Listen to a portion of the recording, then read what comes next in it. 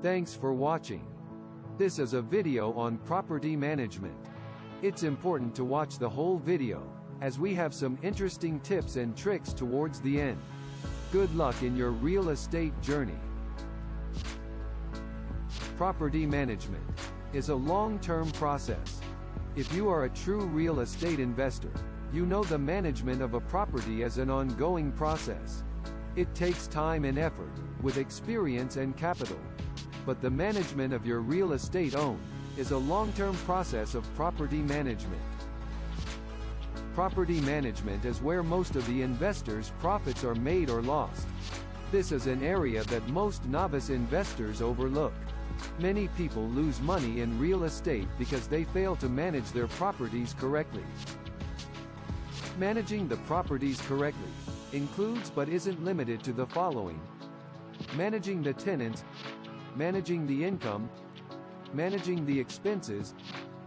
But without managing these items correctly, the property eventually goes downhill.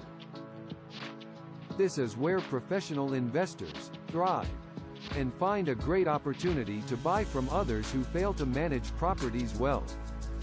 If you can buy at a good price and manage correctly, the cash flow and equity in the property will increase materially. If you are self-managing, this is something you should be aware of. If you are working with a third-party property manager, please see our video on top questions to ask a property manager, in the link above. I found that property management is a key area where other investors fail. These failures come in a few areas. First, failure to run the correct numbers when evaluating new deals.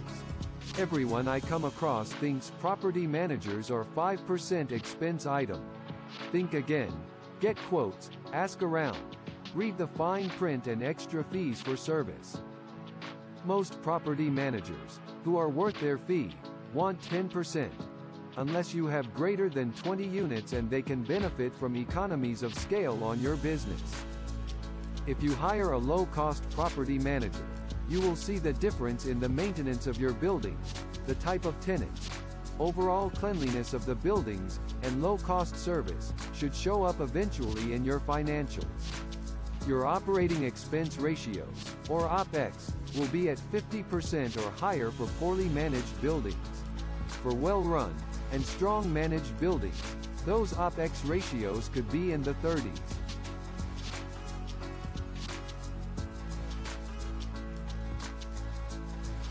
The second area of property management that investors often fail to do correctly is managing the tenants. This comes in many forms, but to do it correctly it has to be clear and consistent from the start of the relationship until it's finalized. These topics include tenant screening, the application process, signing the lease, setting up a communication plan with tenants, how to collect rent, how to raise rent, handling tenant repair and maintenance requests, resolving disputes, and much more. In my hunt for new properties, I've seen varying degrees of property management. For example, owner-operators who overspend and put ridiculous amounts of capex into their buildings that can never be recovered. And then on the other side of the spectrum, absentee landlords, or those who hire incompetent property managers, who think their only job is to collect rent and fill the vacancies. These buildings have undue amounts of deferred maintenance, and can be painful to acquire these problems as a new owner. Back to the opening remarks. Property management is not for the faint of heart. There are hundreds of items that have to be addressed. But managing the tenants, your customer, is key to a successful and less stressful experience. Please see our playlist on property management issues, if you'd like more details about each of the items above and more.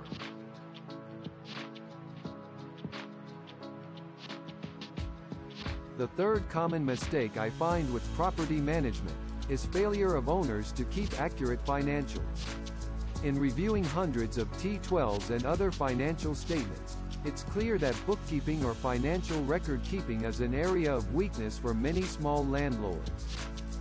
The main takeaway here is to itemize your income and expenses accurately and precisely.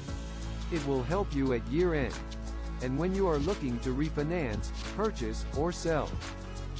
I use the free accounting software, Stessa, to manage all properties and other financial statements.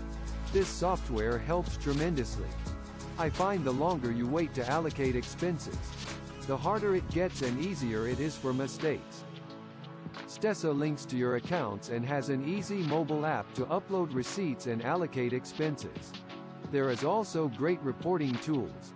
I use it for pulling daily, weekly, monthly or annual reporting. It's rare that this is the passion of most small business owners, but it is the most important part of running your business and property management process.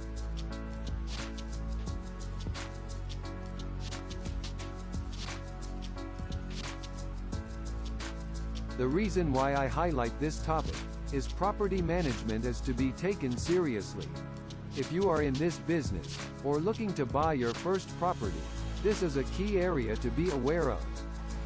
As a small landlord, this is a small business and should be treated as such. Continue to learn new ways to do things, connect with other property owners or property managers, and seek out new information. Don't settle. Give it your best and you will get better tenants.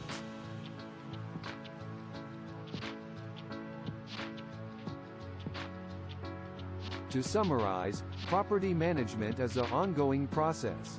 It takes time and effort. Property management is where the profits are made or lost in real estate. When evaluating new deals, use the right numbers for property management expenses. Managing the properties correctly includes managing the tenants, managing the income and expenses carefully, and keeping good records for your business. Thanks for watching.